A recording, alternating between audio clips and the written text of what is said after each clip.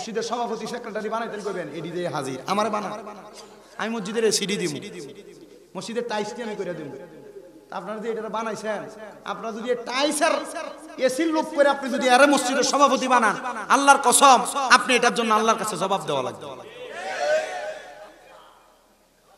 আর বর্তমান এলাকার ভিতরে সর্দার মাতাব্বরির দায়িত্বের ভিতরে যেটি নিয়ে দেয় এটি এলাকা সুদখোর ঘুষখোর আর হারাম করতে ভালো যদি থাকে এটা আলহামদুলিল্লাহ কিন্তু খারাপ এ ফুংডা সেন্টারে নিয়ে সুদখোর ঘুষখোরটি নিয়ে বয় সর্দার মাতাব্বরি করবার লাগা তো অনেক তলোয়ারের নাম দিয়া মানুষের কাছ থেকে ঘুষ খেয়ে বিচার করে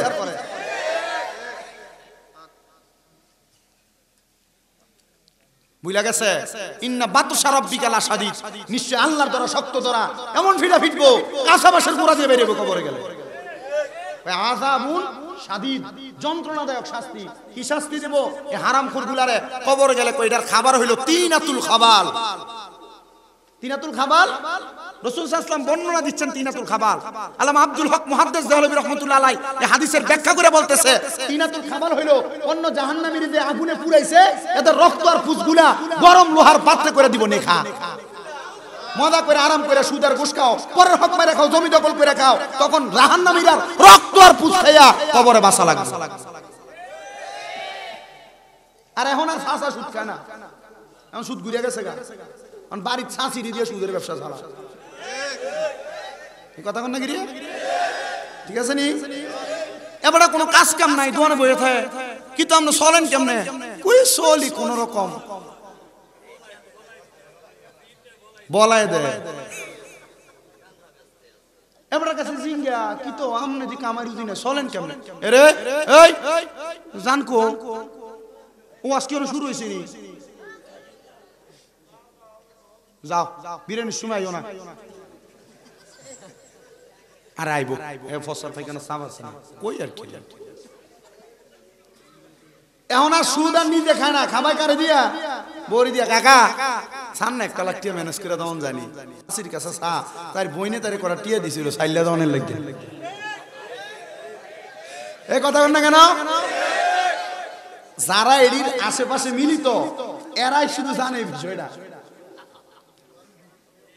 এই কথা কোন না কা আর এনে ঠিক জোরে কয় না কারণ এনে ঠিক কইলে ভাই গেল না দিঙ্গেবো তুমি তো ঠিক কই আইছো আমি বাবু এই আর হারাম খাইতাম পারতাম না এই কথা কোন না কেন আপনি আল্লাহর কসম মা বোন যারা পর্দার টাকা দিয়ে টাকা বাড়ানোর চিন্তা করছেন আবার এখন আবার সুদের ব্যবসা ঘুরে গেছে এখন আর সুদ আর এলাকাত নাই এটা ব্যাংকে যে গেছে এখন এটা সুদ নাই এটার নাম হচ্ছে এফডিআর কি আর এককালীন করাটিয়া রাখকে দিছে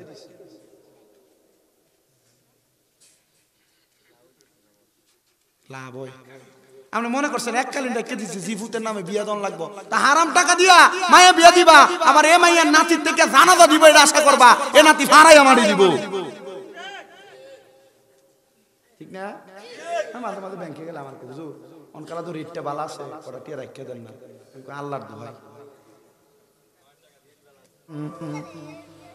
الصلاة والسلام عليكم يا كل الأولياء الحمد لله رب العالمين والعاقبة للمتقين الصلاة والسلام على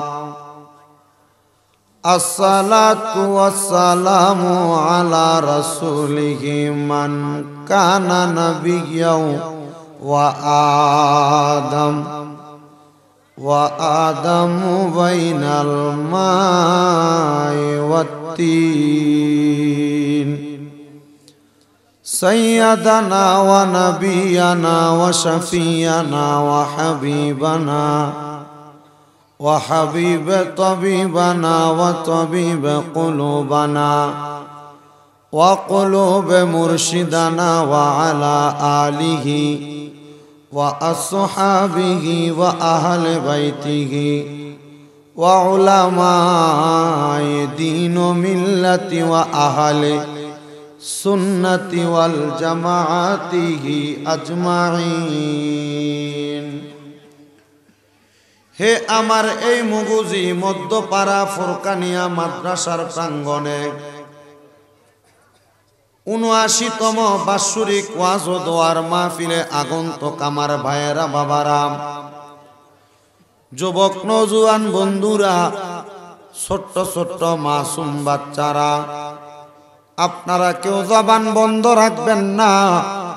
জবানটা ছেড়ে দিয়া বলেন, আমাদের এই জবান যিনি দিছে তিনার নাম কি? ওই আল্লাহরে আল্লাহ বইলা ডাকলে লাভ আছে না নাই? তাহলে জবান খুলে ডান হাত তুলে উচ্চ কণ্ঠে জোরে ডাক দেন আল্লাহ। এ আওয়াজ মানি না, দুই হাত তুলে ডাক দেন আল্লাহ। মোহাব্বতের আওয়াজে ডাক দেন ইয়া রাসূলুল্লাহ। উচ্চ কণ্ঠে বলেন ইয়া ওলি আল্লাহ। বাজানো ও মুগুজি এলাকার ভাই বাবারা, বন্ধুরা, যেহেতু সাক্ষী দিলেন জবানের মালিক আমার আল্লাহ, আমার আল্লাহ কয় বান্দা ওয়াশকুরু নি'মাতাল্লাহি আলাইহিম ইন কুনতুম ইয়্যাহু তা'বুদুন। আল্লাহ কয় বান্দা তোমরা আমি আল্লাহর নিয়ামতের শুকরিয়া আদায় করো যদি তোমরা আমি আল্লাহর ইবাদত করো। আল্লাহর দোহায় জবাব দেন, আমরা নামাজ পড়ি কার জন্য? রোজা রাখি কার জন্য? দান সদকা যত রকমের সওয়াবের ইবাদত সব করি আমরা আল্লাহর জন্য। আল্লাহ ছাড়া কাউকে সেজদা দেওয়া শিরিক, আল্লাহ ছাড়া কারোর কাছে চাওয়া শিরিক, আল্লাহ ছাড়া কারোর কাছে মাথা অবনত করা শিরিক। এই জন্য আমরা সবাই চাই একমাত্র একজনের কাছে, তিনি হইল আল্লাহ। কিন্তু আমি যখন বললাম আপনারা আল্লাহ বলে ডাকার জন্য, কেউ আস্তে বলে, কেউ জোরে বলে, কেউ একজন আরেকজনের দিকে তাকায় না। রে বান্দা না, আমার আল্লাহর কাছে যখন আমার আল্লাহর বান্দা জবান খুলা চায় আল্লাহ বলে ডাক দেয়। অভাবে থাকো, অভাবের কথা আল্লাহর কাছে বলা লাগে না। টেনশনে থাকো, টেনশনের কথা আল্লাহর কাছে বলা লাগে না। অসুস্থ থাকো, অসুস্থতার কথা আল্লাহর কাছে বলা লাগে না। বলে হুজুর কেন? আল্লাহর নবী কয় উম্মত, যদি তুমি দুনিয়ার জমিনের মধ্যে আমার আল্লাহ তাআলারে বেশি করে স্মরণ করো, আমার আল্লাহ তোমারে স্মরণ করবে। হুজুর কেমনে? বলে ফাযকুরুনি আযকুরুকুম ওয়াশকুরুলি ওয়ালা তাকফুরুন। আমরা তো জানি এই আয়াতের তাফসীর আলেমরা করে, এই আয়াতের অনুবাদ করে।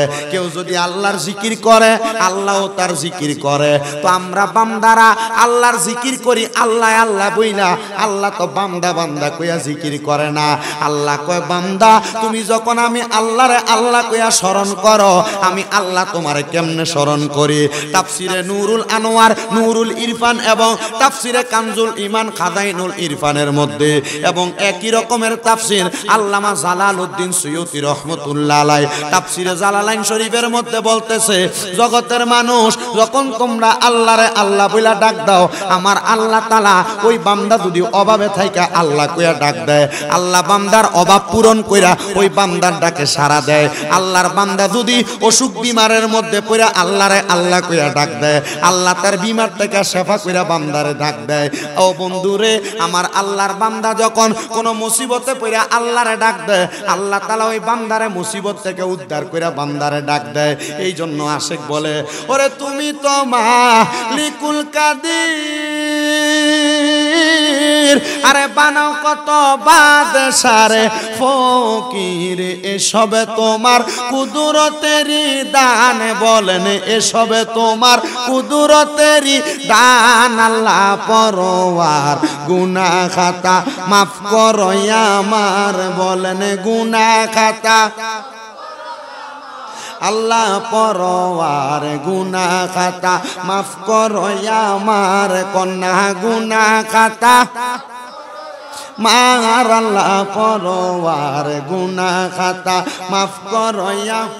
আরে তোমার যত বান্দাই আছে, নারী বলো পুরুষ বলো, ইবাদতে করে যে তোমার।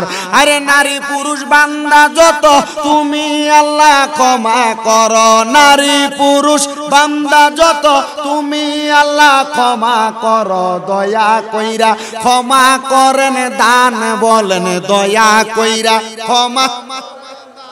আল্লাহ পরওয়ার গুনাহ খাতা মাফ করো আমার, কন্যা গুনাহ খাতা আল্লাহ পরওয়ার গুনাহ খাতা ওরে না যাই না কইরাছি গুনা মাফ কইরা দাও সাইরা বানা তুমি সারা কে আছে বান্দার বলেন তুমি সারা কে আছে বান্দার তুমি যদি মাফ না করো যাইবই আমরা কারো কাছে তুমি যদি যাইবই আমরা কারো কাছে দয়া কইরা দয়া করেন দান বলেন দয়া কইরা দয়া করেন দান আল্লাহ পরওয়ার গুনাহ খাতা মাফ করো আমার বলেন গুনাহ খাতা আল্লাহ পরওয়ার গুনাহ খাতা বাদান রে আমার ওই আল্লাহ তাআলা জানে দে জগতের বান্দার দলেরা তাহলে তোমরা আমি আল্লাহরে বেশি বেশি করে স্মরণ করো আসেন ওই আল্লাহরে কেমনে স্মরণ করা যায় আমার আল্লাহ তাআলা আপনাদের সংসারের মধ্য থেকে অভাব অনটন দূর করবেন সুবহানাল্লাহ বলেন আল্লাহ তাআলার কোরআন তেলাওয়াত করলে বিপদ আপদ বালা মুসিবত থেকে হেফাজত দান করবেন আরো বড় নিয়ামত এখানে আপনারা যারা আছেন যেহেতু মাহফিলটা একটা ফুরকানিয়া মাদ্রাসার মাহফিল আপনাদের সবার উদ্দেশ্যে আমি কিছু কথা বলে দিয়ে যাই আপনারা যারা মাদ্রাসার মধ্যে সন্তানদেরকে পড়াইতে আগ্রহী না মনে করেন ছেলেটাকে কিন্ডারগার্টেনে পড়াইলে ইংলিশ মিডিয়াম স্কুলে পড়াইলে ছেলেটা ডাক্তার হবে ছেলেটা ম্যাজিস্ট্রেট হবে ছেলেটা উকিল হবে ব্যারিস্টার হবে শুনেন ছেলেটাকে আপনি ইংলিশ মিডিয়ামে পড়ান ছেলেটা ডাক্তার হওয়ার দরকার কারণ বাংলাদেশে ডাক্তারের প্রয়োজন বর্তমানে যত ডাক্তার আছে বেশিরভাগই ডাক্তারের নামে কসাই হয়ে বইয়া রইছে কথা কোন আদরে বলেন ঠিক কি না আগের যুগে তো এমন ডাক্তার ছিল না অপারেশন থিয়েটার ছিল না মা বোনদেরকে সিজারও করা লাগতো না এখন তারা টাকার লালুসে পয়রা লোভে পয়রা সিজার করে মহিলাদের পেট কাটার রোগ শুরু করছেন না রে না এটা ডাক্তার না এটা জালেম এটা জালেম এটা জালেম বলে হুজুর কেন সে জানে নরমালে বাচ্চা প্রসব করানো সম্ভব টাকার লোভে পয়রা মহিলাদের পেটটা কাইটা মহিলাদের সিজার করে এটারে রোগী বানায়া দেয় তখন এই মহিলা মরার আগ পর্যন্ত এই সিজারের ব্যথা লইয়া বাসা লাগে কথা কন্যা ঠিক কিনা ডাক্তার বাইর কইছে কথা সত্য এমবিবিএস এফসিপিএস আর বড় বড় ডিগ্রি নেওয়ালা ডাক্তারের অভাব নাই কিন্তু এরা যখন তার প্রেসক্রিপশনটা লেখে লেখার সময় প্রেসক্রিপশনে ওষুধের চাইতে পরীক্ষাটা বেশি লেখে কথা বল না কেন 500 টাকার ওষুধ খাইলে সমস্যার সমাধান হয়ে যাবে কিন্তু পরীক্ষা লেখে 10টা 15টা 20টা আমার একজন ভাইজান কুমিল্লাতে আছেন নিজাম ভাই উনি একটা হসপিটালের সাথে সংযুক্ত উনি কয় ভাইজান আমি জানি না মানুষ কেমনে মরার পরে জান্নাতে যাইব আমি কইলাম ভাই কেন উনি কয় ভাই ডাক্তার যে প্রেসক্রিপশন লেখে প্রেসক্রিপশনের মধ্যে পরীক্ষার অভাব নাই কেন লেখে লেখার কারণ হইল উনি একটা হসপিটাল থেকে অন্য একটা পরীক্ষা কেন্দ্রের মধ্যে রেফার করে দেয় যখন তার রেফারেন্সে কোনো রোগী যায় পরীক্ষা করায় এই রোগী পরীক্ষা করাইলে যে টাকা বিল দিবে এই বিলের একটা অংশ ডাক্তারের কাছে আসবে পার্সেন্টেজ হিসাবে এটা পার্সেন্টেজ না এটা হইলো কবরে জাহান্নামের তিনাতুল খাওয়ার রাস্তা বানায় নিছে এবার আপনারা বলেন এমন নাম দিয়া তারা ডাক্তারি করার নামে ব্যবসা করে এরা কি আসলে ডাক্তার না কসাই ভালো ডাক্তারও আছে নাই যেমন না আমি দেখছি আমি যখন ছাত্র বয়স চোখের ভিতরে ছালি পড়ার কারণে ডাক্তার দেখাইছি কুমিল্লাতে কিন্তু ছাই পড়ার পর ডাক্তার যদিও দেখাই ওই ডাক্তারের ভিজিট 700 টাকা ছিল তো ভিজিট 700 টাকাই দিছে এই টাকাগুলো আমার আম্মা যখন দিছে এই টাকাগুলো 10 টাকা 20 টাকা 50 100 টাকার নোট ছিল ডাক্তাররা এমন কিছু পরিস্থিতি বোঝে কারণ ডাক্তারের কাছে যে যায় এ যদি স্বাবলম্বী হয় এর বাইরে করে 10-20 টাকার নোট দেয় না দিলে 500 টাকার ফাতি নোটটাই দেয় কি কথা কন না কেন তখন ডাক্তার আমার শরীরে পাঞ্জাবি দেখা আর মাথায় পাগড়ি দেখা বলছে তুমি কোথায় পড়ো আমি বলছি রঘুপুর ইসলামিয়া দাখিল মাদ্রাসা তখন তার এই টাকার অংশটা মুঠ করে আমার পকেটে দিয়ে দিয়েছে আমি কইলাম তাহলে দিবে এটা ডাক্তার বালা এটা কথা কার আমার আমি চিন্তা করলাম যারা মানুষের উপর জুলুম করে অত্যাচার জুলুমওয়ালা ডাক্তারও আছে বালা ডাক্তারও আছে এজন্য আপনি আপনার সন্তানরা ডাক্তার বানাইবেন, মানুষ ডাক্তার কষাই না। কথা কোন ঠিক কিনা? আপনি আপনার সন্তানকে ইংলিশ মিডিয়ামে পড়ান, ব্যারিস্টারের দরকার। আপনি আপনার সন্তানকে ইংলিশ মিডিয়াম ভালো স্কুলের মধ্যে পড়ান, এলাকার মধ্যে ভালো ভালো জ্ঞানী লোক দরকার। কিন্তু এমন জ্ঞানী বানাইয়েন না যে জ্ঞানীর কারণে আপনার সন্তান মানুষের উপর জুলুম করবে, অত্যাচার করবে। আপনারা প্রমাণ তো দেখতেছেন, জুলুম অত্যাচারের কারণে এখন আর ঘর বাড়ি তো থাকতে পারতেছে না অনেকে। কথা কোন না ঠিক কিনা? মুসলমান মনোযোগ দিবেন। এই জন্য আমি আমার মা বোনদের কাছে বলবো, আল্লাহর কোরআনটাকে বেশি বেশি তেলাওয়াত করবেন। এই কোরআন তেলাওয়াতের মাধ্যমে আপনার সন্তান মানুষ হবে। তো কথা যেই জায়গা থেকে আমি স্লিপ করে গেছিলাম, আপনারা যারা সন্তানদেরকে মাদ্রাসার মধ্যে পড়াইতে চান না, কোরআন শিক্ষা দিচ্ছেন না, মাদ্রাসার মধ্যে যদিও পড়ান, ইংলিশ টিচারের বেতন দেন 2-3 হাজার টাকা, কিন্তু মাদ্রাসার যে আরবি পড়ায় হুজুরের বেতন দেয় মাত্র 400 আর 300। কথা বলেন না কেন?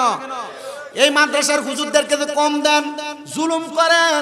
না না না, আপনি আপনার সন্তানটাকে ঠিক মতো কোরআন পড়াইতেছেন না। কারণ ঠিক মতো কোরআন যে হুজুররা পড়ায়, এই হুজুররারে আপনি 300 আর 200 400 দিয়া ভাইতেন না। বালা একটা হুজুর পাইবেন, বালা কিছু টাকা খরচ করলে।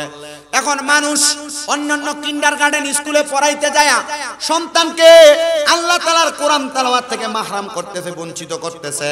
আমি বলবো, নবীর একটা হাদিস আমি দেখলাম, আল্লাহর হাবিব বলে, কোন বাবা মা যদি তার সন্তানকে আল্লাহর কোরআন না শিখায়, আল্লাহর কোরআন না শিখানোর কারণে ওই আব্বা আম্মার জন্য কবরের মধ্যে একটা শাস্তি আছে।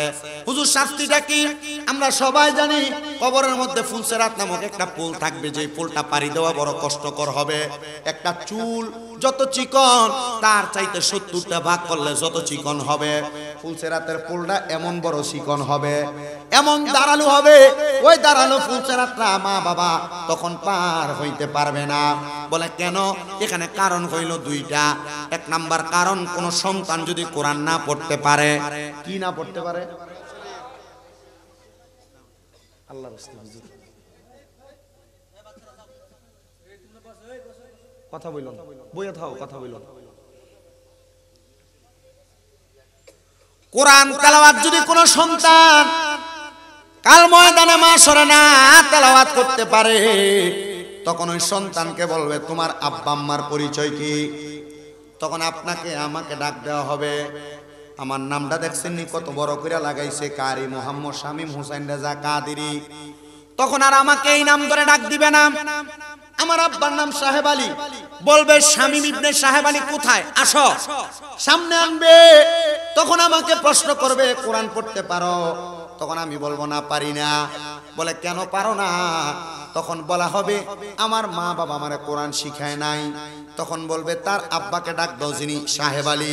তখন আমার আব্বাকে ডাক দেওয়া হবে। শুধু আমারটা বুঝছেন না, এটা আপনারাও বুঝছেন। তখন আপনার আব্বাকে ডাকা হবে। আপনারা যারা সন্তান জন্ম দিয়েছেন, কোরআন এখনো ভালো করে শিক্ষা দেন নাই, আপনাদেরকে ডাকা হবে। তখন বলা হবে, তুমি কেন তোমার সন্তানকে কোরআন শিখাও নাই? আপনি বলবেন, ইংলিশ মিডিয়ামে পড়ছে, কিন্ডারগার্টেনে পড়ছে, এই জন্য পড়াইতে পারি নাই। আপনি বলবেন, আমি ব্যস্ত ছিলাম, প্রবাসী ছিলাম, এই জন্য সন্তানকে আমি কোরআন শিখাইতে পারি নাই, তার মা তারে পরিচালনা করছে। এবার মা বোনেরা, আপনারাও চিন্তা করেন না, আপনাদের জন্য এখন একটা কথা আছে, তাদের কথাটা পরে বলছি। আপনি বাবা বলবেন, আপনি সকালবেলা কাজে যাওয়ার আগ পর্যন্ত ঘুমাইছেন, তার মা তারে কিন্ডারগার্টেনে পাঠাইছে। তখন ওই সন্তানকে বলবে, এই যে ফুলসেরাতটা দেখো, যে ফুলসেরাতের নিচে একটা জাহান্নাম আছে, যে জাহান্নামের নাম হাবিয়া। হাবিয়া নামক একটা দুজক আছে। ওই দুজক বলবে, এখন তুমি হাবিয়া নামক দুজকের উপর দিয়া ফুলসেরাতের রাস্তাটা পানি দাও। সন্তান বলবে, আমি পারবো না, কোনো ব্রিজ ছাড়া যেমন নদী পানি দেওয়া যায় না, এই হাবিয়া নামক ফুলসেরাত আমি পানি দিতে পারবো না। তখন ওই সন্তানের আব্বাটারে ওই ফুলসেরাতের উপর শোয়া দেওয়া হবে, হাতগুলা থাকবে একবারে, পাগুলা থাকবে একবারে। সন্তানকে বলবে, এবার বাপের বুকের মধ্যে পাড়া দিয়া ফুলসেরাত পার হও। জোরে ওই পাড়া দিয়া। এখন আপনার ছেলে আপনার গায়ে পাও লাগলে 10 বার সালাম করে না? যদি আদব বলা হয় আর কি। আপনার গায়ের সাথে পাও লাগলে আপনাকে ধরে সালাম করে, কিন্তু ওই ছেলে কেমনে আপনি বাবার বুকের মধ্যে পাড়া দিয়ে পার হবে? আমার বুঝে আসে না মুসলমান। একটু মনোযোগ, একটু ধৈর্য নিয়ে শোনেন। যদি আবার আপনারা যারা এখানে আছেন, আপনারা যারা কোরআন শিখতেছেন না, মনে করতেছেন মা বাপ কোরআন শিখায় নাই, মা বাপের বুকে ফাড়া দিয়া তো ফুলসেরাত পার হয়ে যাব, বয়স্ক হয়ে গেছি, আল্লাহর কোরআন আমি পড়তেছি না, না না না, আপনার জন্য ছাড় নাই। হুজুর কেন ছাড় নাই? তখন যখন আপনার প্রাপ্তবয়স্ক আপনি হয়ে গেলেন, নিজ দায়িত্বে যদি আপনি আল্লাহর কোরআনটা না শিখেন, তখন আপনি যখন আপনার বাপের বুকে পাড়া দিবেন, তখন বাপ্পু দুইজনে মিলা ওই দোজখের মধ্যে চলে যাবেন। আল্লাহর হস্তে আপনাদের সবার কাছে আমি ক্ষমা প্রার্থনা করি। আপনাদের যাদের এখনো পর্যন্ত প্রাপ্ত বয়স আছে, আপনারা আল্লাহর কোরআনটারে শিক্ষা গ্রহণ করেন। মা বোনেরা মনে রাখবেন, আপনার সন্তান আপনার বুকের মধ্যে পাড়া দিয়া ফুলসেরাত পার হওয়ার জন্য চেষ্টা করবে, যদি আপনি আপনার সন্তানকে আপনি কোরআন না শিখান। আর সন্তানরা যদি মনে করেন মা বাপ শিখায় নাই, আমার মা বাবার উপরে না দোষটা চাপবে, আপনি প্রাপ্ত বয়স থাকা অবস্থায় যদি আপনি কোরআন না শিখেন, তাহলে আপনিও এটার জন্য কবরে শাস্তি পাওয়া লাগবে। এবার আরেকটু মনোযোগ দেন, আরেকটু মনোযোগ দেন। অনেকে চিন্তা করে, হুজুর আমি তো বয়স্ক হয়ে গেছি, চোখে এখন আমি আর ভালো মতো দেখতে পাই না। আছে না এমন অনেক মানুষ, চোখে ভালো মতো দেখতে পাই না, হুজুর আমিও কি আল্লাহ তাআলার কোরআন শিখার চেষ্টা করব? বলবো হ্যাঁ মুসলমান, আল্লাহর নবীর হাদিস শরীফ আমি পড়তে যে পাইলাম, হযরতে জাবির ইবনে সামুরা রাদিয়াল্লাহু তাআলা আনহু হাদিস বর্ণনা করে। তিনি বলেন, দুনিয়ার জমিনের মধ্যে যখন কোরআন নাজিল হইল, আল্লাহর হাবিব বলেছেন তোমরা সময় পাইলে আল্লাহ তাআলার কোরআন তেলাওয়াত করবা। একজন সাহাবী হাত তুলছেন, উনি যুদ্ধের মধ্যে আহত হয়েছিলেন, ওনার চোখগুলো হারায় ফেলছেন, মানে কানা, উনি চোখে দেখতেন না। উনি বলেন, ইয়া রাসূলুল্লাহ, ইয়া হাবিবাল্লাহ, আমি তো আমার চোখ দিয়ে দেখতে পাই না, তাহলে আমি কেমনে আল্লাহর কোরআন তেলাওয়াত করব? নবী আমার বলতেছে, আল্লাহর কোরআনরে মুহাব্বত করবা, ভালোবাসবা। ওই সাহাবী বলে, ইয়া রাসূলুল্লাহ, আপনার উপর যখন কোরআন নাযিল হয়েছে, আপনি আমার বাড়ির সামনে একটা পাথরের মধ্যে কোরআন শরীফ লেখা রাখছিলেন, নবী আমি যখনই সময় পাই ওই পাথরের মধ্যে আমি চুমন করি। বলে, ইয়া রাসূলুল্লাহ, এটার কারণে আমার কোনো লাভ হবে কিনা? এবার রাসূল বলেছেন, এটাকে মুহাব্বত করার কারণে আল্লাহ তাআলা তোমার এই কোরআনের সাথে হাসর করাইবেন। জবানটা খুইলা জোরে জোরে বলেন সুবহানাল্লাহ। যারা চোখে দেখেন না, আল্লাহ কোরআনটা খুইলা কোরআনের দিকে তাকায়া থাকবেন।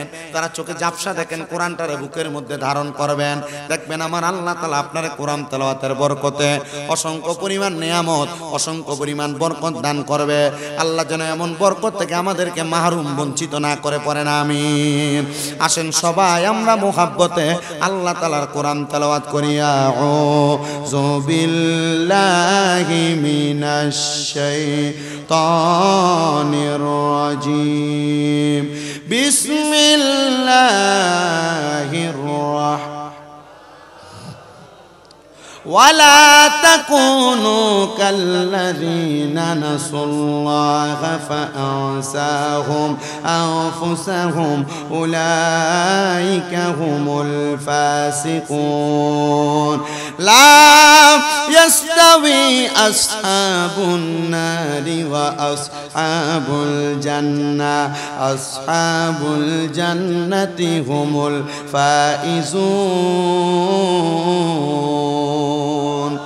وقال في حديث الشريف عن أنس رضي الله تعالى عنه قال سمعت رسول الله صلى الله عليه وسلم يقول إن من أشرط الساعات أن يرفع العلم ويكثر الزعل ويكثر الزنا ويكثر الشرب الخمر ويقل الرجال ويكثر النساء حتى يكون ل50 امرأة القيم الواغد متفق عليه أو كما قال عليه الصلاة والسلام.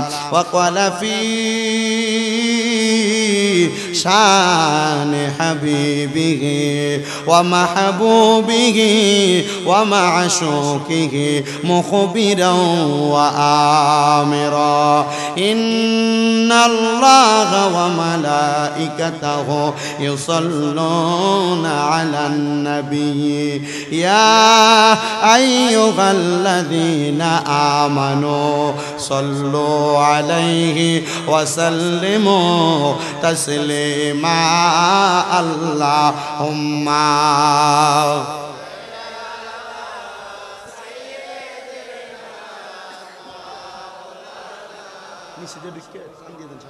وعلى آل مولانا আর একটু জবান খুলে মোহাব্বতের আওয়াজে পড়েন আল্লাহুম্মা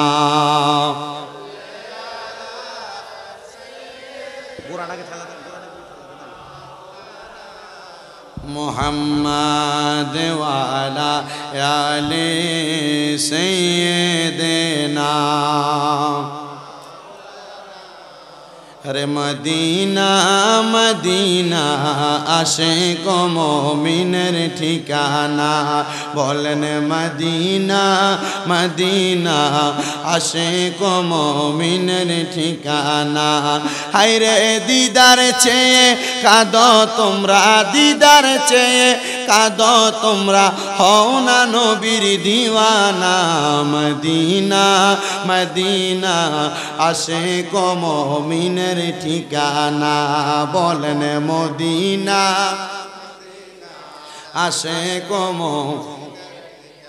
বাবা জালালউদ্দিন সুয়ুতি ৭৫ বার দেখলো নবীজি আপনারা নবী দেখতে চান কি চান না বলেন তাহলে জালালউদ্দিন সুয়ুতি ৭৫ বার দেখলো নবীজি হায়রে এতবার দেখিও নবী এতবার দেখিও নবী তৃপ্তি তাহার হলো না মদিনা মদিনা আশিক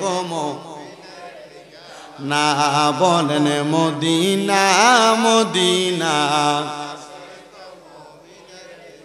নবীর শ্রেষ্ঠ সাহাবী হযরত আবু বকর সিদ্দিকী বলেন নবীর শ্রেষ্ঠ হযরত আবু বকর সিদ্দিকী ভালোবেসে শুইল পাশে ভালোবেসে শুইল পাশে যাইয়া দেখো মদিনা মদিনা মদিনা আশিক মুমিনের ঠিকানা বলেন মদিনা আশিক মুমিনের ঠিকানা আল্লাহুম্মা সাল্লি মাওলানা মুহাম্মাদ ওয়া আলা আলি সাইয়্যিদিনা লা ইলাহা লা ইলাহা ও লা ইলাহা ইল্লাল্লাহ ও লা ইলাহা ইল্লাল্লাহ লা ইলাহা আল্লাহ আদম হাওয়া বানাইলা তুমি বেহেশতের মাঝে রাখিলা কন্যা আদম হাওয়া বানাইলা তুমি বেহেশতের মাঝে রাখিলা আবার হিকমতে গন্ধম খাওয়াইয়া হিকমতে গন্ধ ইয়া দুনিয়াতে পাঠাইলা লা ইলাহা লা ইলাহা হায়রে নামাজ রোজা সাইরো না কেহ মা বাবার খেদমত সাইরো না বলেন নামাজ না কেহ মা বাবার খেদমত সাইরো না আমার নবীজির দরুদ ভুইল না আমার নবীও তোমায় ভুলবে না লা ইলাহা লা গায়রে অনেক দূরে মদিনা আমরা কেমনে যাব মুগুজির মানুষ মদিনা যাইতে চাই কি চাই না কত সুন্দর জায়গা অল্প কিছুদিন হয় নবীর রওজা মুবারকের মধ্যে সালাম দিয়ে আসছি আমি আমার নবীর রওজা মুবারকে সালাম দিছি আর বলছি ইয়া রাসূলুল্লাহ অনেক আকাঙ্ক্ষা অনেক আশা ছিল আপনার রওজা মুবারকে আসব আল্লাহ আমার আশা পুরাইছে ও নবী এখন মনের মধ্যে একটা আশা যে তা আপনার রওজা মুবারক দেখছি মরণের আগে একবার আমাদেরকে দুনিয়ার জমিনের মধ্যে আপনি নবীর দিদার নসিব করাইয়েন আর নবী রওজা মুবারকের সামনে দাঁড়ায় বলছি, ইয়া রাসূলুল্লাহ, আপনার অনেক পাগলরা, আপনার অনেক উম্মতেরা বাংলাদেশের জমিনে ওয়াজ মাহফিলের মধ্যে যখন যাওয়া হয়, ওয়াজ মাহফিলের মধ্যে যাইলে আপনার ওই পাগলদেরকে আপনি নবীর উপর দুরুদ ও সালাম প্রদান করি। ও নবী গো, মরণের আগে তাদেরকে একবার আপনার রওজা মুবারকের মধ্যে আইনেন। আমি মক্কা শরীফ থেকে মদিনা শরীফ থেকে মক্কায় যাওয়ার পরে আমি আমার উমরা শেষ করে আল্লাহর কাবা ঘরের গিলাফটার মধ্যে ধরে বলছি, আল্লাহ, এ কাবা ঘর অনেক মানুষকে দেখলাম, যখনই আইসা প্রথম কাবা ঘরের সামনে ঢুকে মানুষটার চোখগুলা দিয়া বায়া বায়া পানি পড়ে। আমার সাথে কয়েকজন সৌদি আরব প্রবাসী, কেউ রিয়াদ থেকে, কেউ দাম্মাম থেকে আসছেন, আইসা আমার সাথে হজ করছে। এরা বলছে, হুজুর আপনি যখন হজে আসবেন আপনার সঙ্গে আমরা উমরা করব। এরা আমার সাথে একই সাথে যখন হজ করার জন্য মক্কার দিকে ঢুকে, আমি ডাইনে এবং বামে তাকাইলাম, আমার সাথে তিনজন ব্যক্তি, তারা তিনজনের চোখ দিয়া পানি পড়ে, কিন্তু আমার সাথে কথা বলতেছে। আমি অবাক হয়ে গেলাম, জিজ্ঞাসা করলাম, কেউ ভাই কান্দেন কেন? বলে, হুজুর মক্কা মদিনা আসার বড় শখ ছিল, বড় আকাঙ্ক্ষা ছিল, এ আল্লাহর ঘরটা এটা দেখার জন্য মনের ভিতরে বড় শখ ছিল। আমি যে কান্দি আমি তো দেখে খেয়াল করি নাই, আপনি তাকাইছেন, আমার চোখের দিকে তাকানোতে বলছেন, আমি জানি না কেন আমি কান্না করেছি। উনি বলতেছে, হুজুর আল্লাহর কাবা ঘর দেখলে চোখের পানি চলে আসে। আগে অনেক ওয়াজের বয়ানের মধ্যে শুনেছি, কিন্তু এখন সত্যি এটা আমার জীবনে বাস্তবায়ন হয়েছে। কিন্তু আমার পাশে একজন ভাই ছিল, মোহাম্মদ জাকারিয়া ভাই, বাড়ি হইল বানসারামপুরে। ওনাকে দেখলাম আল্লাহর কাবা ঘরের চাদরটার মধ্যে ধইরা ধইরা হু হু করে কান্না করে দিছে। আমি জিগাইলাম, ভাইজান কেন এমন করে কান্না করেন? কান্নার কারণটা কি আমার কাছে একবার বলবেননি? উনি বলে, হুজুর আমার আব্বা আম্মা বড় কষ্ট করে আমার বিদেশ পাঠাইছে, আমি যে এখানে আসছি, ওদের আমার কান্না আসার কারণ হইল আমি গত মাসে আমার আম্মাজান উমরা করে আনিছি, কিন্তু হুজুর আমার আব্বাজান ঘরের মধ্যে আমরার একটা গোয়াই গরু ছিল, যেটার দুগ্ধ বিক্রি করে আমার আব্বা আমরা সংসার চালাইতো। হুজুর আমার আব্বাজান আমার বিদেশ পাঠানোর আগে আমরা ওই গরুটা বিক্রি করে দিছে, বিক্রি করে আমার আব্বা মানে সৌদি আরব পাঠায়। আমার যখন এয়ারপোর্টে আমার আব্বা নামাই দিয়া যায়, তখন আমার বলছে, ফুট ইনকাম করবি, কথা সত্য, তবে ইনকাম করার পর যদি বেশি অর্থ কামাই করো, আব্বাজান রে একবার আল্লাহর ঘরটা একবার দেখে আইনো। হুজুর আমি বিদেশ আসার অল্প কয়েকদিন পর আমার বাপ মারা গেছে, এখন আমার কাছে টাকা আছে কিন্তু আমার আব্বাটা নাই। আমার আব্বাজান অন্ধকার কবরে, আমি কান্না করি এই জন্য, আমাদের টাকা আছে কিন্তু আমি টাকাটা দিয়ে আমার বাপটারে আমি মক্কা মদিনা দেখাইতে পারি নাই। এ বন্ধু আমার, এ তিনটা মিল্লা আমারে দিগায়, তা আপনিও তো কান্দেন, আপনার চোখে পানি কেন? আমি বলছি আমি কান্না করি না, এটা আমার মনের আবেগ। আল্লাহর কাবা ঘর দেখার জন্য মনে বড় ইচ্ছা ছিল। অনেক মানুষ মক্কা মদিনা যায়, মক্কা শরীফ যাইয়া হাজরে আসওয়াদে সুমা দিতে পারে না, সুমা পাথর, এই পাথরের কাছে যাইতে বড় কষ্ট হয়। আমি 10 বার উমরা করার সময় 10 বারই উমরা করার পরে আমি কাবার ওই পাথরের মধ্যে সুমা দিছি। আমার সাথে একজন বাবা ছিলেন, আমাকে সন্তান ডাকছেন সাইদ কবির সাহেব, লন্ডনের মঞ্চিস্টারে থাকে। উনি আমারে কয়, তোমার শরীরে শক্তি আছে বিজয় তুমি এখানে চুমা দিছ, বিজয় তাওয়াফ করে যেই দিন চলে আসবো। আমি কইছি, আব্বা আমায় আরেকটা বার চুমা দেওয়ার সুযোগ দেন। কয়, তুমি তো বারবার দিছো, এখন আবার কেন দিবা? আমি কইছি, এই পাথরটায় চুমা দিলে নাকি জীবনের গুনাহ মাফ হয়ে যায়, তবে সাবধান, পরের হক মাইরা, হারাম খাইয়া, সুদের টাকা খাইয়া, জমি দখল করে ওই কাবায় যাইবা, হাজরে আসওয়াদ পাথরে চুমা দিবা গুনাহ মাফের লাগা। কিন্তু এই পাথরে যে মানুষের গুনাহটি থাকবো, এই গুনাহটি পর্যন্ত কান্দে লইয়া মক্কা মদিনা থেকে আইবা। কিন্তু এমন অনেক মানুষও তো আছে মুগুজি এলাকায়, যারা সুদের টাকা খাইয়া হজ করে, গোশের টাকা খাইয়া হজ করে, পরের হক খাইয়া হজ করে। এমন বালা মানুষ বড়ুরা মুগুজিতে নাই।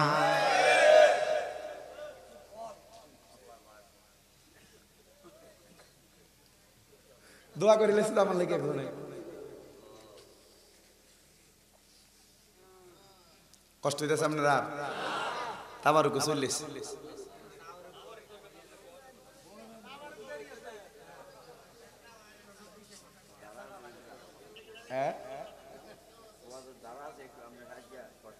রাজি আছেন তো ইনশাল্লাহ? তাইয়েন লড়সর কিন্তু করণ যেত না, কালেকশনও শেষ। শুধু ওয়াজ। কি করেন আপনারা? রাজি আছেন তো ইনশাল্লাহ? না আজ্ঞা নেই, এই কষ্ট আমি দিতে পারতাম না, কারণ তারা বইয়া জায়গা গরম করছে, আবার এই কি ঠান্ডা জায়গা বইব, এমনি আছে এমনি থাক। আচ্ছা বইও, গজল সবসময় হইব। আমি বড় কষ্ট করে আইছি। আমি গত পরশুদিন সিরাজগঞ্জের শাহজাদপুর, ওই যে আপনার প্রায় কাছাকাছি মাহফিল শেষ কইরা রওনা দিয়ে বাইতে সকাল 7:30। আচ্ছা 7:30 দিয়ে ঘুমাইতে গেলে ঘুম হয় কোনরকম কইরা গতকালকে মাহফিলে গেছি, ঘুম এখনো ক্লিয়ার পুড়তাছে না। ওই যে মোটামুটি শুরু হয়েছে, মাহফিল চলতাছে, আর মুগুজি মোটামুটি মাঝখান দিয়ে যে গ্যাপ দিছি, এই মুগুজি কিন্তু এই প্রথম আইছি, আবার বহুত দিন পরে তাও সুর ভাই কল দেওয়াতে আমি আমার এই ডেটটা খালিও না, আমি ফোন দেওয়া না, আমি বলছি ভাই ডেটটা খালি হয়েছে মাত্র, একটা লোক মিশা কথা কনে ডেট কেটে দিছে। আমি জীবন মানুষের মাহফিল মিস করি না, কিন্তু মিশা কথা আর যদি কথা উগ্র হয় তাহলে আর হেতার লগে আমার সম্পর্ক নেই। পরে কইছি এই ডেটটা আপনি নেবেন, কবুজুর আমরা একটু বইয়া জানাইতেছি, পরে জানাই মাহফিলটা কনফার্ম করছে। তা আমি আস্তে আস্তে কথা বইলা চেষ্টা করবো আপনাদের মনোরঞ্জন বলেন, কান সুখ বলেন, আর ওয়াজ হেদায়েত বলেন, সব দিক টাচ করার জন্য।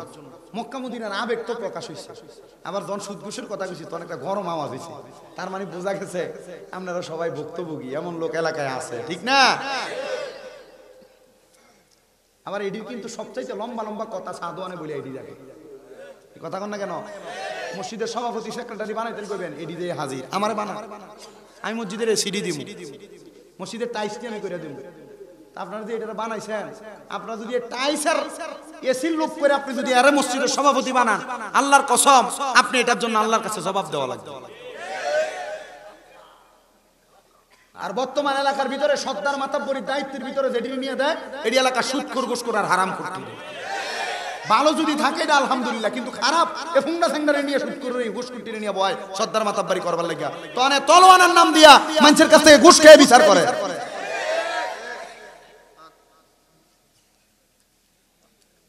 বুঝলা গেছে? ইন্না বাতশা রাব্বিকা লাশাদীদ, নিশ্চয় আল্লাহর দ্বারা শক্ত ধরা, এমন ফিটা ফিটবো কাঁচা বাঁশের গোড়া দিয়ে বেরিয়ে কবরে গেলে। আযাবুন শাদীদ, যন্ত্রণাদায়ক শাস্তি। কি শাস্তি দেব এই হারামখোরগুলারে? কবরে গেলে কয়টার খাবার হইল তিনাতুল খাবাল।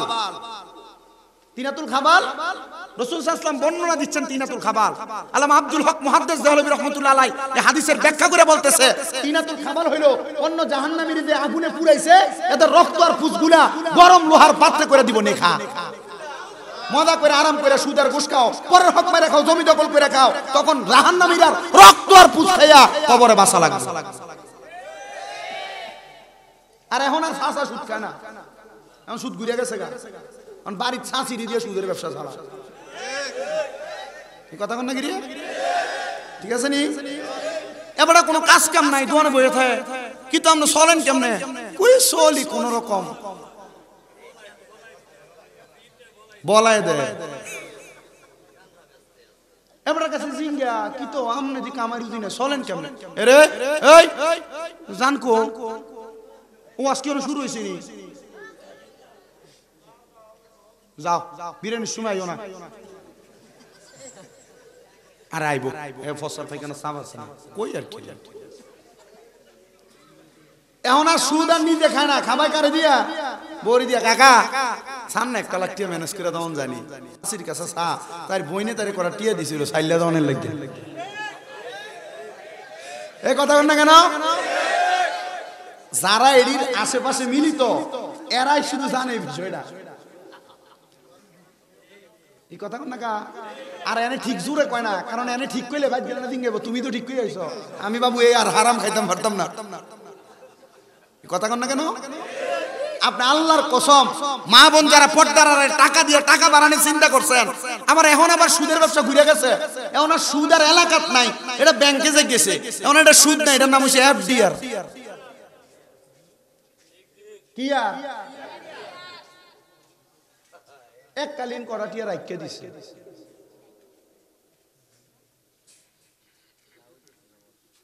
লাভ হয় আপনি মনে করছেন এককালীন রেখে দিচ্ছি জিফুতের নামে বিয়া দন লাগবো, তা হারাম টাকা দিয়া মায়া বিয়া দিবা, আবার এ মাইয়ার নাতির থেকে জানাজা দিব এটা আশা করবা, এ নাতি ভাড়াই আমারই দিব।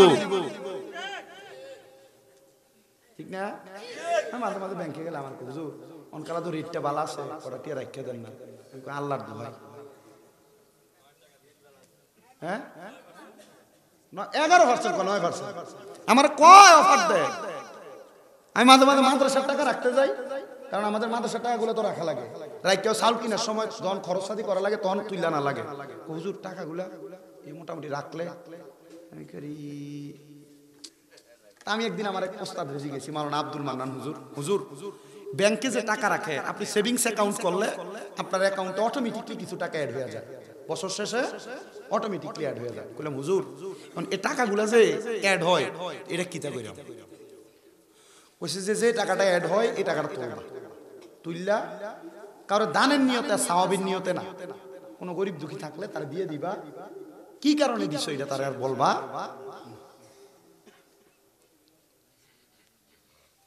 আল্লাহর দোহাই, এই হারাম ব্যবসার সাথে অ্যাডজাস্ট কখনো হইেন না। যদি পারেন একবারে মানুষের বাড়িতে মুনি দিয়া খাইবেন, 1 টাকাতে শান্তি পাবেন। আর নচে দেখেন অনেক পয়সাওয়ালা টাকা বানাইছে, তার পয়সাতে কোন দিক না কোন দিক থেকে হারাম অ্যাড হওয়ার কারণে এ ডাক্তারের কাছে লাখ লাখ টাকা দিয়ে দেয়, লাখ লাখ টাকা দিয়ে দিতেছে। এভাবে না ওইভাবে তার বিভিন্ন টাকা খরচ হয়ে যাইতেছে। আমি সেই জায়গা থেকে এখানে ওয়াজে আসি নাই, আমি আসছি মক্কা মদিনা যাবেন আবেগ নিয়া, কিন্তু পরের হক মাইরা যাইয়েন না। তবে হাজরে আসওয়াদ পাথরে যখন চুমা দিবেন, ওই পাথরে আপনি চুমা দিয়া গুনাহ মাফ করানোর বদলতে দেখবেন আপনার ওই পাথরের সব গুনাহ আপনার কান দিয়ে এসে পড়বে। এজন্য আগে পরের হক দিয়া যাবেন। যারা কয়েক ভাই আছেন, বোন বিয়া দিছেন, মা বাবার সম্পত্তি থেকে বোনকে আপনারা হক বুঝাইয়া দেন নাই, বোনের হক বুঝাইয়া দিয়ে হজে যাবেন। যারা কয়েক ভাই আছেন, ভাই মারা গেছে, ভাই বাতি যারা ছোট, ভাইয়ের হকটা বাতিদাদেরকে বুঝাইয়া দিয়া তারপরে হজে যাবেন। কথা বুঝতে পারছেন? নচেত নামাজ পড়তে পারবেন, সাজদা দিতে পারবেন, আল্লাহর কাছে কবুল হবে না। অনেকে আছে বইনে জায়গা পাইবো মনে করেন 10 ঘন্টা, 1-1.5 লাখ টাকা এককালীন দিয়া বইন্দার থেকে একটা মাফ লইয়ালায় আসেনি। সাবধান, এই হকের ফিডা কবরে। প্রত্যেক 1 সুতা পরিমাণ জায়গা যদি আপনি নেন, 1 ইঞ্চি পরিমাণ, এই জমির 7 স্তবক জমি আপনার গলায় ঝুলিয়ে দেওয়া হবে।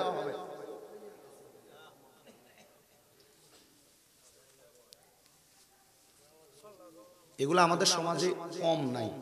তা আমি তো কোরআন হাদিস কম জানি, মাত্র কামেল ফার্স্ট ইয়ারে পড়ি। আমি যা পড়ি এ পড়ার উপর ভিত্তি করে 2-1টা কথা কই, মানুষে দাওয়াত দেয়, কিন্তু কথাগুলো হয়ে যায় সমাজের একবারে মূল জায়গা। তো আমারে গরুরে যে কোনো এক জায়গায় দাওয়াত দিতে কইছে, এলাকার সুদ করে দিয়ে মসজিদের কমিটি একটা বেটো দিয়েছে, কইছে দাওয়াত দিচ্ছে। তা আমারে ফোন দিয়া কও হুজুর দাওয়াত দাম নেড়ে দেই না, আমরা সবকিছু ওকে করে লাইছি। ওই যে গত বছর সুদের ওয়াজ করে গেছেন, ও মসজিদের কমিটিতে এবার সুদখোর সভাপতি এবার মানা করছে আমরা দাওয়াত দিতাম। আমি আচ্ছা, যে হুজুর সুদের বিপক্ষে কইব, এই হুজুরে মনে করেন সুদের কথা কইতো না, এই হুজুরে দাওয়াত দিয়ে। তবে হুজুরের স্টেজে ওঠার আগে কইয়ে দিয়ে হুজুর আজকের ওয়াজ দেবো সুদের ওয়াজ। কারণ যদি আপনি সুদখোরের কথা শুনে আমার দাওয়াত না দিয়া অন্য হুজুর দাওয়াত দিয়ে আনবেন, সুদের ওয়াজ করতো না, তখন কিন্তু এইটার লাগে আমনো কিন্তু ভাষণ লাগবো। আচ্ছা কোনটা আবার ওই জায়গাটার ভিতরে যে বেটা সুদ খাওয়ানোর ওয়াজের ডরে আমার যে ওয়াজটা না করানোর সিস্টেম করছে, আচ্ছা এই জায়গার ভিতরে সুদের ওয়াজ করেন বড় দিয়ে দাঁড়াইছে না? দেলোয়ার হুজুর এত সুন্দর ওয়াজ করো, আমরা কই আছিলেন? আলহামদুলিল্লাহ জানাজা ছিলেন। হ্যাঁ আমি খবর লইছি পাশে একটা জানাজা ছিল, একটা লোক মারা গেছে। আলহামদুলিল্লাহ। তো যেই কথায় ছিলাম, প্রশ্ন করছিলাম মক্কা মদিনা যাইতে চান কিনা। ওই মক্কা মদিনা যাইয়া যে আরাম আমি পাই আসছি, আমি চাই আপনারা সবাই আরাম অনুভব করেন। বলে হুজুর কেন? অনেক পাকিস্তানিরা মদিনায় যাইয়া তারা রুম নেয় না, মদিনা শরীফের সামনে পিলারের নিচে নিচে শুয়ে থাকে। কারণ কি? এরা জানে মক্কা মদিনার মধ্যে নামাজ পড়লে মক্কায় 1 লক্ষ রাকাতের সওয়াব, মদিনায় 50,000 রাকাতের সওয়াব। আবার বরকতের বেলায় মদিনার মধ্যে আল্লাহ তাআলা ডাবল বরকত দিয়েছে, এটা নবীর হাদিস। সুবহানাল্লাহ পড়েন। ও মুসলমান, ও নবীর উম্মতের দলেরা, কেন মক্কায় যাবেন, কেন মদিনায় যাবেন? লাখ লাখ টাকার সম্পদ আপনি বানায় রাখছেন, আপনি আপনার স্ত্রীরে বড়ির উপরে বড়ি স্বর্ণ বানাইয়া দিয়া রাখছেন, আপনার সম্পদ আপনি আপনার সন্তানকে দিয়া যাবেন। এই সন্তান এই সম্পদকে ভালোভাবে ব্যবহার করবে না। আপনি আপনার সম্পদের একটা কন্যার দিয়ে একটু বিক্রি কইরা হইলো মক্কায় যান, মদিনায় যান। আপনার স্ত্রী যারা পর্দার অন্তরালে মা বোনেরা শুনতেছেন, আমি আমার মা বোনদের কাছে বলবো 10-5 ভরি স্বর্ণ দিয়া কোনো লাভ হবে না। যদি 2 ভরি স্বর্ণ থাকে, বর্তমান স্বর্ণের বাজারে 1,47,000 টাকা ভরি স্বর্ণের, 1 ভরি স্বর্ণ বিক্রি করো মাত্র 1,25,000-30,000 টাকা হইলে মক্কা মদিনা উমরা হতে যাওয়া যায়। 1 ভরি স্বর্ণ বেচা জামাইর হাতে টাকাটা দিয়া কো আমারে আপনি মক্কা মদিনা পাঠান। এত মজা বাংলাদেশের কথা মনে থাকবে না। অনেক মানুষ তো বিছানায় মাথা লাগে কান্দে, হায়রে জীবনের টাকা কামাই করলাম, পয়সা কামাই করলাম, মক্কা মদিনা এখনো যাইতে পারি নাই। ও বাবারা, আমার সাথে একটু বিনয়া পড়বেন। হয়তো বা আপনি মক্কা মদিনা যাওয়ার টাকা পয়সা নাই, দেখবেন আপনি ঘুমের ঘরের স্বপ্নে ওই মক্কা মদিনাওয়ালারে দেখা ফালাইছেন। মুহাব্বতে আমার সাথে যারা যারা মক্কা মদিনা যাইতে চান জোরে জোরে পড়েন, দয়াল আল্লাহ দয়া করেন, দয়া মারহাবা রানে নসিবি করেন মদিনা, লা ইলাহা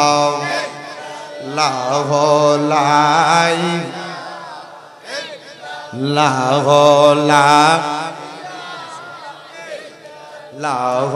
লা ইলাহা। হায়রে আমরা বড় ভাগ্যবান, আমরার নবী আল্লাহর মেহমান। আল্লাহ দয়া করে করলেন দান, আল্লাহ দয়া আমরার নবীজি ইমানেরি মান, লা ইলাহা ইল্লাল্লাহ, লা ইলাহা ইল্লাল্লাহ মুহাম্মাদুর রাসূলুল্লাহ সাল্লাল্লাহু আলাইহি ওয়াসাল্লাম। আমার মুসলমান ও নবীর উম্মতের দলেরা, এখানে যারা যারা বসলেন, এই ফুরকানিয়া মাদ্রাসা মাঠের মাহফিলটা হয়তো আপনার জন্য আমার জন্য জীবনের শেষ মাহফিল। জীবনের শেষ মাহফিল মনে কইরা নিজের জীবনের গুনাহগুলা মাফ করানোর জন্য মুহাব্বতের আওয়াজে আমার আল্লাহ তাআলার একটু স্মরণ করবেন। বলে হুজুর কেন? কারণ আপনার জীবনে যত গুনাহ আপনি করছেন লুকিয়ে লুকিয়ে, গোপনে গোপনে গুনাহ করছেন, আপনার গুনার খবর আপনার মা জানে না, আপনার বাবা জানে না, সন্তান সন্ততি বন্ধু বান্ধব কেউ জানে না। এবার আপনারা বলেন জানে একজন, তিনি কে? ওই আল্লাহর কাছে জীবনের গুনাহগুলা মাফ করানোর জন্য মুহাব্বতের আওয়াজে উচ্চ কণ্ঠে একটু আল্লাহ তাআলার ইসমে জাতের জিকির করবেন। ডাইনে বামে তাকাবেন না, নিজের কলবের দিকে খেয়াল করে আল্লাহ আল্লাহ শব্দটা মুহাব্বত নিয়ে পড়বেন, যেন আল্লাহ জীবনের গুনাহ মাফ করে দেয়। সবাই মুহাব্বতের আওয়াজে আল্লাহ তাআলার জিকির করে।